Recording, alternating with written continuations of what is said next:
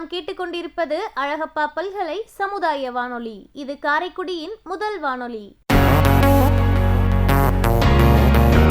அழகப்பா பல்கலை சமுதாய வானொலியின் வாயிலாக தமிழ் ஆசிரியை இரா வனிதா அற இலக்கியங்கள் குறித்து நம்மோடு பகிர இணைகிறார். அழகப்பா பல்கலை சமுதாய வானொலி நேயர்களுக்கு வணக்கம். என்னுடைய பெயர் இரா வனிதா, தமிழாசிரியை, காரைக்குடி. முன்னை பழம்பொருளே வேந்தர் மூவர் உயிர்த்தமிழே, கண்ணற் சுவையமுதே எந்தன் கண்ணின் மணிவிளக்கே, என்னை பழிப்பவனை நான் ஏதும் நினைப்பதில்லை, முன்னை பழிப்பவனை பகையாய் உள்ளம் நினைக்குதம்மா, தீங்குனைச் சாங்குதென்றால் என்றன் சிந்தை கொதிக்குதம்மா, பாங்குனை மேவுதென்றால் நெஞ்சம் பாய்ந்து மகிழுதம்மா என்ற முடியரசனாரினுடைய வரியை தொட்டு வணங்கி இன்றைக்கு அற இலக்கியங்களான ஆத்திச்சூடி, கொன்றைவேந்தன், நருந்தொகை, மூதுரை, நல்வழி, நன்னெறி, நீதிநெறி விளக்கம் இந்த நூல்களில் உள்ள கல்வி சார்ந்த கருத்துக்களை உங்களோடு பகிர்ந்து கொள்வதில் மிக்க மகிழ்ச்சி. இந்த சங்கம் மருவிய காலத்தில் தோன்றிய 14 கீழ்க்கணக்கு நூல்களில் அற இலக்கியங்கள் நமக்கு வளரும் தலைமுறையினருக்கு இந்த பாடல்களெல்லாம் மிகவும் பயனுள்ளதாக அமைந்துள்ளது. அதில் ஆத்திச்சூடியில் கல்வி சார்ந்த கருத்துக்களை பார்க்கும் பொழுது, ஆத்திச்சூடி அமர்ந்த தேவனை ஏத்தி ஏத்தி தொழுவோம் யாமே என்று இறைவனை வழிபட்டு அந்த பாடலை நமக்கு வழங்கியுள்ளார். விநாயகக் கடவுள் மீது ஔவையாருக்கு அவ்வளவு அதிகமான அன்பு. ஆகவே நம்ம என்ன சொல்கிறார் என்றால், விநாயகக் கடவுளை தினந்தோறும் வழிபட வேண்டும் என்று இந்த பாடலில் வலியுறுத்துகின்றார். இதில் 7வது வரியில் என்ன சொல்ல வருகின்றார்னா, கல்வி சார்ந்த கருத்துக்களில் எண்ணெடுத்து இகழேல் என்று குறிப்பிடுகின்றார். நாம் என்ன சொல்வோம் என்றால், தாயை படித்தாலும் தண்ணீரை படிக்காதே என்று கேள்விப்பட்டிருக்கோம். ஆனால் இந்த வரியில் எண்ணையும் எழுத்தையும் இகழக்கூடாது என்று குறிப்பிடுகின்றார். எண் என்றால் கணிதம், எழுத்து என்றால் இலக்கணம். அப்போ ஒரு கடைக்கு போகிறோம் அப்படின்னா, அந்த கடையில் போய் பொருள் வாங்கிட்டு நம்ம பணத்தை கொடுக்கும்போது அதில் இருக்கக்கூடிய அந்த கணித அறிவு அதற்கு தேவைப்படுகின்றது இல்லையா? அதனால தான் கணக்குன்னு சொல்கிறார். அதுக்கு அடுத்தது இலக்கணம். இலக்கணம் சொல்லும்போது நமக்கு அந்த எழுத்துக்களினுடைய வகைகளெல்லாம் தெரிய வேண்டும். இப்போ நம்ம ஒரு ஊருக்கு போகும்போதே பேருந்தில் பயணம் செய்கின்றோம். பேருந்தில் இருக்கக்கூடிய பெயரை படிக்கணும், ஒரு ஊர் பெயரை நம்ம படிக்கணும் அப்படின்னு சொன்னால் அதுக்கு என்ன தேவைப்படுது? எழுத்துக்களை நம்ம வாசிக்க தெரிந்தால் மட்டும்தான் அந்த ஊர் பெயரை படிக்க முடியும். அதனால் எழுத்து நமக்கு மிக மிக அவசியம் என்பதை தான் இந்த வரியில் அவர் குறிப்பிடுகின்றார். ஒரு வங்கிக்கு போனால் கூட நம்ம என்ன செய்வோம்? கையெழுத்து போடணும். அப்போ அந்த கையெழுத்து போட தெரியாது அப்படின்னு சொன்னால் அது எப்படி அவமானமான நம்ம ஃபீல் பண்ணுவோம். அதனால தான் கல்லாமையை இல்லாமை ஆக்க வேண்டும் என்ற நோக்கில் அன்றைக்கே மிக அழகாக ஹைக்கூ கவிதை போல இந்த ஒரு வரியில நமக்கு ஆழமான கருத்துக்களை எல்லாம் ஔவையார் நமக்கு பதிவு செய்திருக்கின்றார். அதாவது பணத்தை செலவழிப்பதில் சிக்கனம் காட்டலாம், ஆனால் சிக்கனத்தை கடைபிடித்து ஆத்திச்சூடியில் மிக அழகாக 2 வார்த்தையில் பதிவு செய்திருக்கின்றார். அடுத்ததாக 11வது வரியில் சொல்லுகின்றார், ஓதுவது ஒழியேல், ஓதுவது ஒழியேல், எக்காலத்தும் படித்து கொண்டே இரு. ஏன் அப்படி சொல்றாங்கன்னா, சமுதாயத்தில் நமக்கு படிப்பு எவ்வளவு முக்கியம் என்பதை ஒவ்வொரு கட்டத்திலும் உணரலாம். அதாவது பிறப்பு முதல் இறப்பு வரை இந்த படிப்பு நமக்கு மிக மிக உயிர்ப்புடையதாக இருக்கின்றது. அதனால தான் ஓதுவது ஒழியேல். நம்ம படிக்கிறதுனால நமக்கு என்னெல்லாம் பயன் கிடைக்கிது? மூட நம்பிக்கையை நம்ம ஒழிக்கிறோம். அடுத்தது சமயோசித்த புத்தி நமக்கு அதனால நம்ம கிடைக்கிறது. அதே மாதிரி சிந்தனை ஆற்றல் நமக்கு பெருகுகிறது. அறிவை விரிவு செய்கிறோம். அறிவை விரிவு செய் அகண்டமாக்கு விசால பார்வையால் விழுங்கும் மக்களை எல்லாம் பாரதிதாசன் சொன்னார் இல்லையா? அதுபோல அந்த அறிவை விரிவு செய்வதற்கு நம் எப்பொழுதும் படித்து கொண்டே இருக்க வேண்டியதார். படைப்பாற்றலும் இதனால் நமக்கு பெருகுகிறது. அதனால்தான் என்ன சொல்கின்றார்கள்? ஓதுவது ஒழியேல், ஓதுவது ஒழியேல் அப்படின்னு சொல்லி கல்வி சார்ந்த கருத்துக்களை வளரும் தலைமுறையினருக்கு மிக அழகாக அவர் பதிவு செய்து கொண்டே வருகின்றார். அடுத்து சொல்கிறார் பாருங்கள், இளமையில் கல். அப்ப இளம் பருவத்திலேயே கல்வி கற்க தொடங்கு அப்படின்னு சொல்றாங்க. நிறைய சாதிக்கலாம். கடைசி வரைக்கும் நம்ம படிச்சுக்கிட்டே இருக்கோம். அந்த படிப்புக்கு வயது தடை இல்லை. எத்தனை வயதானாலும் படிக்கலாம்னு சொன்னா கூட சாதிக்க முடிவது எந்த வயதில்? இளம் வயதில் தான். அதனால தான் என்ன சொல்றாங்க, இளம் பருவத்திலேயே கல்வி கற்க தொடங்குன்னு சொல்றாங்க. 5ல் வளையாதது 50ல் வளையுமா? கண்டதையும் படிப்பவன் பண்டிதனாவான், எண்ணும் எழுத்தும் கண்ணெனத்தகும். இது மாதிரி நிறைய பழமொழிகள் நமக்கு வகுத்து கொடுத்திருக்கிறார்கள். ஆகவே இந்த இளமையில் கல்வி என்பதை நாம் ஆழ மனதில் பதிய வைத்து, பசுமரத்தாணி போல தான், அந்த பச்சை மரத்தில் ஆணி அடித்தா இறங்கும், அது மாதிரி தான் நம்ம மனசுலையும் நாம் படிப்பதெல்லாம் தங்கும். பெரியவர்களானதுக்கு பிறகு நம்ம படித்தோமானால் மனதில் பதியாது. ஏன் அப்படின்னு கேட்டால், நமக்கு கடமைகள், பொறுப்புகள், கவலைகள் இதெல்லாம் இருக்குது இல்லையா? அதனால தான் நமக்கு மனதில் பதியாதுன்னு என்று சொல்கின்றார்கள். இதே ஒரு சிறுவன் என்ன பண்ணுவான்னா, இப்போ வரவங்க போகிறவங்கள்ட்ட எல்லாம் புத்தகம் வாங்கி படிப்பானா. இப்படி படிச்சுட்டே இருக்கும்போது ஒரு நாள் ஒரு பண்ணைக்கார்ட்ட வாங்கி படிக்கிறான். எந்த நூலை படிக்கிறான் அப்படின்னு சொன்னால், அமெரிக்க ஜனாதிபதி வாஷிங்டன் அப்படின்ற நூலை படிக்கிறான். படிக்கும்போது அப்படியே தூங்கிடுறான். மறுநாள் காலையில் பார்த்தீங்கன்னா, அந்த ஜன்னலோரத்தில் வச்சுருந்த அந்த புத்தகம் நனைஞ்சு போயிடுது. அதை எடுத்துகிட்டு போய் அந்த பண்ணைக்காருக்கு கொடுக்கலான்னு போகும்போது அவர் சொல்வார், ஏன்பா இந்த புத்தகத்தை நீ வீணாக்கிட்ட, இதுக்கு நீ பணம் கொடுக்கணும் அப்படின்னு சொல்வார். அதுக்கு அவன் சொல்வான், பணமா என்கிட்ட இல்லையே அப்படின்னு சொல்வான். அப்போ ஒன்று செய், இந்த நிலத்தில் நீ 3 நாள் வேலை செய்யணும் அப்படின்னு சொல்வான். அதுக்கு இவன் சொல்வான், நான் வேலை செய்கிறேன், எனக்கு இந்த புத்தகத்தை நீங்கள் இலவசமாக கொடுக்கணும் அப்படின்னு சொல்வான். அவர் அதுக்கு ஒத்துக்குவார். அதே மாதிரி இவர் இந்த பையனும் என்ன செய்வான், அந்த வயலில் 3 நாள் வேலை செய்து அந்த புத்தகத்தை வாங்கிட்டு வருவான். அப்போ படிக்கிறதுல எவ்வளவு ஈடுபாடோடு இருந்ததற்கு சான்று நமக்கு பின்னால் தெரியுது பாருங்க. அவர் தான் அமெரிக்காவினுடைய ஜனாதிபதியாக பின்னால் வந்தார். அவர் யார் அப்படின்னு பார்த்தோம்னா, ஆப்ரஹாம் லிங்கன். அடிமை விலங்கை தகர்த்த எறிந்தவர் தான் ஆப்ரஹாம் லிங்கன். அப்போ நம்ம படிக்கிறதுனால என்னெல்லாம் சாதிக்க முடியுது பாருங்க. அடுத்து சொல்ல வராங்க ஔவையாரே, நூல் பல கல். நூல் பல கல், நூல் பல கல், இதோடைய பொருள் நல்ல நூல்களை தேர்ந்தெடுத்து படி அப்படி என்பதுதான் நூல் பல கல். இப்போ மறைந்த முதல்வர் அண்ணா அவர்கள் கன்னிமரா நூலகத்தில் உள்ள அத்துணை நூலையும் அவர் படித்திருக்கின்றார். அவரிடம் சென்று எந்த அடுக்கில் என்ன நூல் இருக்கிறது என்று கேட்டால் மிக சரியாக சொல்வாராம். அதுபோல வீரத்தில் சிறந்த அலெக்சாண்டர் என்ன பண்ணுவார்னா, போர்க்களத்திற்கு போகும்போது அவர் புத்தகத்தை எடுத்து போவார். போர்க்களத்திற்கு போகும்போது புத்தகத்தை எடுத்துக்கொண்டு செல்வார். எந்த புத்தகத்தை அவர் எடுத்து செல்வார் என்றால், ஹோமர் எழுதிய இலியட் காவியத்தை தான் அவர் விரும்பி படிப்பார். அப்போ ஒரு நாள் பாரசீக மன்னர் என்ன செய்வார்னா, அவருக்கு ஒரு தங்க பேழையை கொடுப்பார்.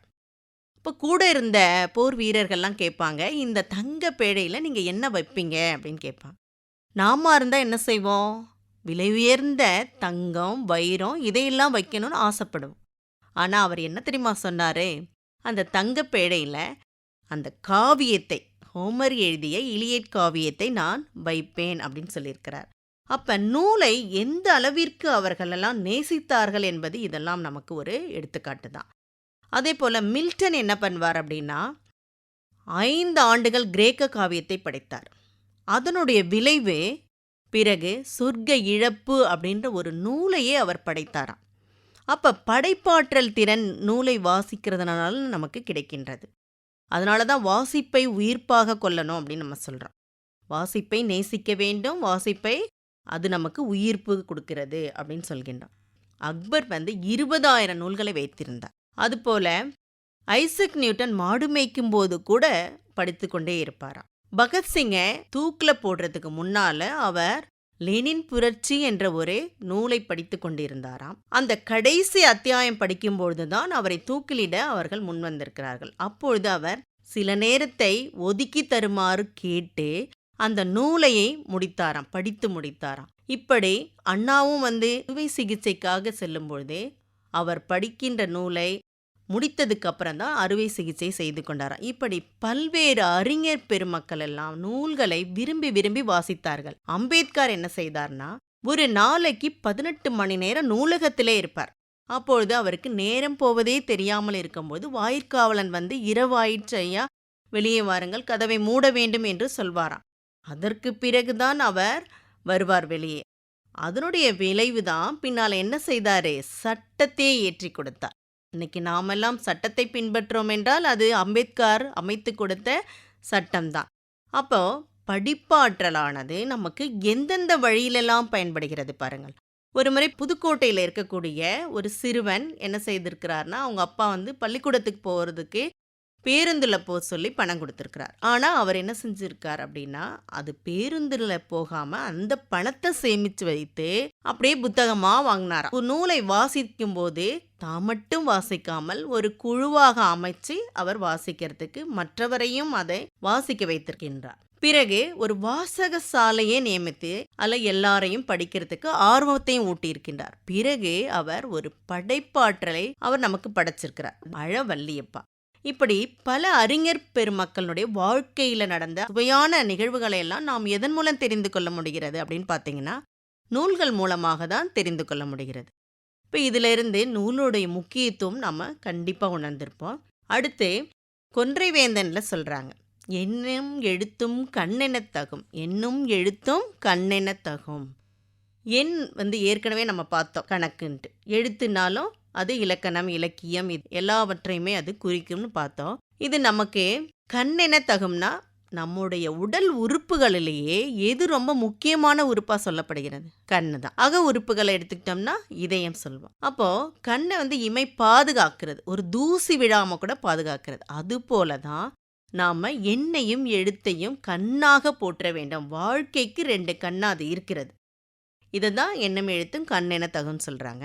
அடுத்து நருந்தகையில் பார்த்தோம்னா, எழுத்தறிவித்தவன் இறைவன் ஆவான் அப்படின்னு சொல்கிறாங்க. யாரை இங்கே தெய்வமாக போற்றப்படுகிறார்னா ஆசிரியரை. அதனால தான் மாதா பிதா குரு தெய்வம்னு தெய்வத்துக்கு முந்தைய நிலையிலேயே ஆசிரியரை வைக்கின்றாங்க. அப்போ எழுத்தை யார் சொல்லி கொடுக்குறாங்களோ அவங்க தான் இறைவனாக சொல்லப்படுகின்றது. எழுத்தறிவித்தவன் இறைவன் ஆவான். இப்போ இது அடுத்து என்ன சொல்லுகிறாங்கன்னா, கசடர மொழிதல். கல்விக்கு அழகு கசடர மொழிதல். கல்விக்கு அழகு கசடர மொழிதல். நம்ம படித்தா மட்டும் பத்தாது, அதை நல்லா எடுத்து சொல்வதற்கு முதல்ல சபையில் கூச்சம் இல்லாமல் சொல்லணும். இன்னொன்று தப்பு தவறு இல்லாமல் சொல்லணும். தெளிவாக நம்ம சொல்வதை நம்ம என்ன நினைக்கிறோமோ அதை தெளிவாக சொல்லணும். அப்போ குற்றம் இல்லாமல், அதில் எந்த ஒரு தவறும் இல்லாமல் தெளிவாக ஒரு அழகாக எடுத்து சொல்கின்ற ஆற்றல் வேணும். அதுதான் கசடர மொழிதல் அப்படின்னு சொல்லியிருக்காங்க. கற்கை நன்றே கற்கை நன்றே பிச்சை புகினும் கற்கை நன்றே. படி. எப்படி படிக்கணுமா?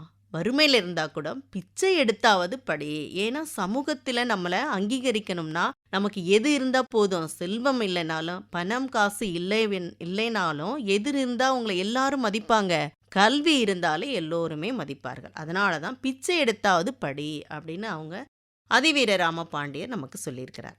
அடுத்தது பாருங்க, இதில் குமரகுருபரர் சொல்வாரு, கல்விக்கழகு கசடர மொழிதல். இவர் அதிவீர ராமபாண்டியர் சொன்னார் இல்லையா? இங்கே குமரகுருபர் சொல்வாரு, கற்றோர்க்கு கல்வி நலனே கலனல்லால் மற்றொரு அணிகலம் வேண்டாமா, முற்ற முழுமுனி பூனுக்கு பூன் வேண்டா, யாரே அழகுக்கு அழகு செய்வார் அப்படின்னு கேட்குறார். நல்ல பொன்னால் ஆகிய நகைகளெல்லாம் அந்த அழகிய பொன்னாலான மணிகளெல்லாம் பதிச்சு பார்க்கறதுக்கு, நகையெல்லாம் பார்க்கறதுக்கு மினுமின்னு ரொம்ப அழகாக இருக்குது.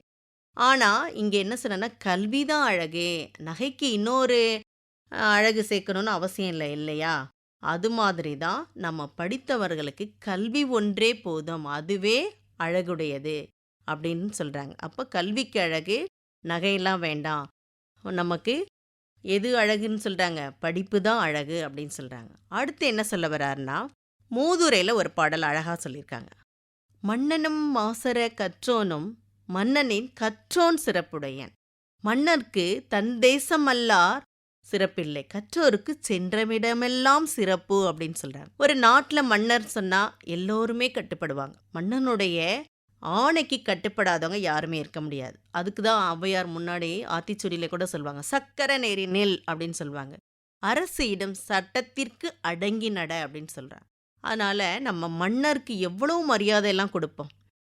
மன்னர் வந்தாங்கன்னா அவங்களுக்கு அந்த படைகளெல்லாம் முன்ன நின்று வரவேற்கும். அப்படி வரவேற்று அவ்வளோ சிறப்பு செய்தாலும் அவருக்காவது நாட்டில் மட்டும்தான் என்ன கிடைக்கும், வரவேற்பு மரியாதை எல்லாம் கிடைக்கும், போற்றுவார்கள், மக்கள் போற்றுவார்கள். ஆனால் படித்தவர்களாக இருந்தால் எல்லோரும் கடல் கடந்து வெளிநாட்டில் இருக்கவங்களும் சரி சிவப்பு கம்பளம் விரித்து வரவேற்பார்கள்.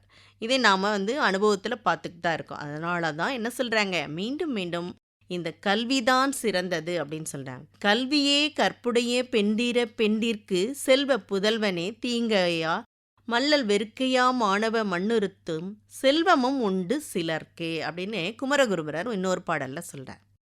இதில் என்ன சொல்கிறாங்கன்னா, கல்வியை கற்புடைய மனைவியாக ஊமைப்படுத்தி சொல்கிறார். அவர் எழுதுகின்ற அந்த செய்யுளை தான் பிள்ளைகள்னு சொல்கிறாங்க. அந்த செய்யுளைய வரக்கூடிய கருத்துக்கள், வளமான கருத்துக்கள் எல்லாம் செல்வம்னு சொல்கிறாங்க.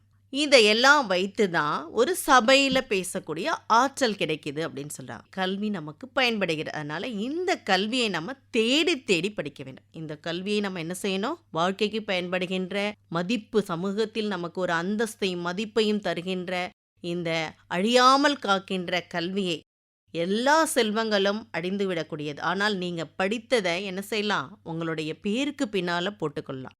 அந்த கல்வியை வேறு யாரும் பெற்று போட முடியுமா? போட முடியாது. அதனால தான் கல்விதான் உயர்ந்தது என்பதை நாம் இந்த அற இலக்கியங்களையும் பார்க்க முடிகிறது.